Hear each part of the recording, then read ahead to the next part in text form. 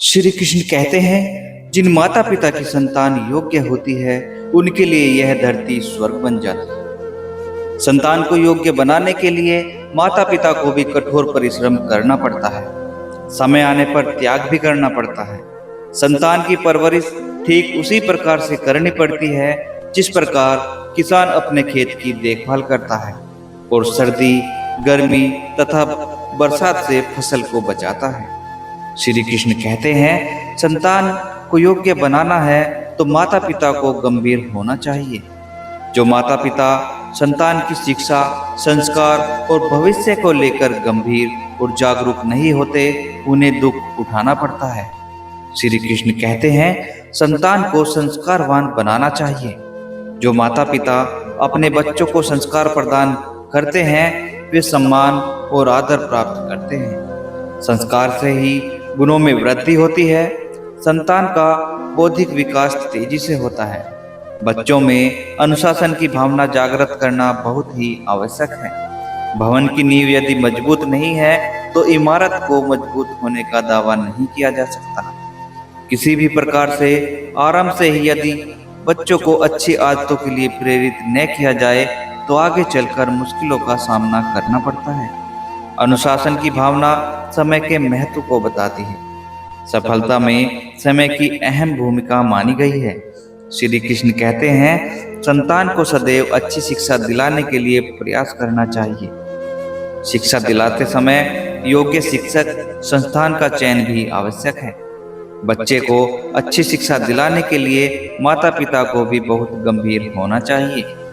हर बच्चे में एक विशेष प्रतिभा होती है। जो माता पिता इस प्रतिभा को समझकर उसे निखारने में लग जाते हैं, वे सफलता प्राप्त जरूर करते हैं। संस्कार, अनुशासन, शिक्षा से प्रतिभा को चार चांद लग जाते हैं। इसलिए संतान के भीतर छिपी प्रतिभा को उभारने का प्रयास करना चाहिए।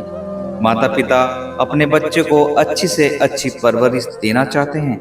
वह चाहते हैं कि उनका बच्चा हमेशा खुश और उनसे मिलकर रहे। माता पिता बच्चे से मजबूत रिश्ता बनाना चाहते हैं। साथ ही वह यह भी सोचते हैं कि उनका बच्चा कोई उनसे बात न छिपाए। माता पिता को बच्चों को हमेशा ही प्रेम से रखना चाहिए। आपको अपनी संतान के साथ हमेशा ही अच्छे से व्यवहार करना चाहिए। कभी भी यह न समझे कि आपने उन्हें जन्म दिया है तो उनके ऊपर आपका हक है। बच्चों के साथ अच्छे से सभी पल का आनंद लें। श्री कृष्ण कहते हैं, माता पिता अपने बच्चे को छोटी उम्र में ही ज्यादा से ज्यादा ज्ञान देना चाहते हैं। ऐसा करना गलत होता है। बच्चों को समझदार बनाने के चक्कर में उसके ऊपर नई चीजों को सीखने का दबाव न बनाएं। बच्चों के लिए घर में खुशनुमा और अच्छा माहौल बनाकर रखें। श्री कृष्ण कहते हैं, माता पिता को बच्चों का दोस्त बनकर रहना चाहिए। अगर माता पिता बच्चों के साथ दोस्त की तरह व्यवहार करेंगे तो वह कभी भी कोई बात माता पिता से नहीं छिपाएगा। बच्चे को अपनी बात कहने पर कभी डांटना नहीं चाहिए। ऐसा करने से वह कोई भी बात आपसे नहीं कहेगा। माता पिता अक्सर अपने बच्चों के माध्यम से अपने सपने सच करना चाहते हैं। हालांकि अपने बोझ को बच्चों के कंधे पर डालना गलत होता है। हमेशा ही बच्चे का जो भी सपना है उसे उड़ान देने की कोशिश करना चाहिए।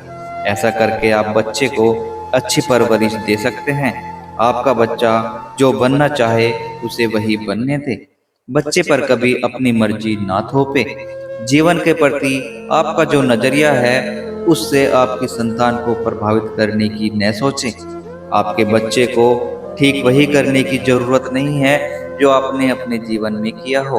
हो सकता है कि आपका बच्चा अपनी रुचि और समझ से चलकर जीवन में उस जगह पर चला जाए जिसकी आपने कभी कल्पना तक न की हो। घर आंगन में संतान आने पर ज्यादातर लोग समझते हैं कि अब उनके लिए पढ़ाने का वक्त आ गया है, जबकि स्थिति दूसरी होती है। यही अभिभावकों के लिए भी सीखने का वक्त होता है। एक छोटा बच्चा जीवन के प्रति ज्यादा सकारात्मक नजरिया रखता है। यही वजह है वह ज्यादा खुश रहता है। इसलिए उससे सीखने की कोशिश करें। बच्चा स्वाभाविक तौर पर अध्यात्म के निकट होता है। उसे जीवन में अध्यात्म और धर्म के प्रति सोच समझ खुद विकसित करने दें। उस पर अपने पूर्वाग्रह न ला दें। श्री कृष्ण कहते हैं, आपका बच्चा कई तरह के लोगों और चीजों के संपर्क में आता है। अगर आपका नजरिया खुशनुमा होता है, व्यवहार बेहतर होता है, आप समझदार हैं, तो बच्चा सब कुछ छोड़कर आपके पास ही आएगा, आपको ही आदर्श मानेगा। हमेशा खुश रहने की कोशिश करें। जब आप खुश होंगे तो आपके बच्चे का नजरिया भी पॉजिटिव होगा। अगर आप चिंता, तनाव, भय, दुख, ईर्ष्या आदि के भरे होंगे तो इससे बच्चे पर बुरा असर होगा। इस बात का ध्यान रखें कि अगर आपका दिल प्रेम व करुणा से भरा होगा तो आपका बच्चा भी बेहतर इंसान बन जाएगा। साथियों, आज की वीडियो में बस इतना ही। आपको वीडियो पसंद आई हो तो वीडियो को लाइक जरूर करें, कमेंट में श्री राधे जरूर लिखें, चैनल को सब्सक्राइब करना ना भूलें।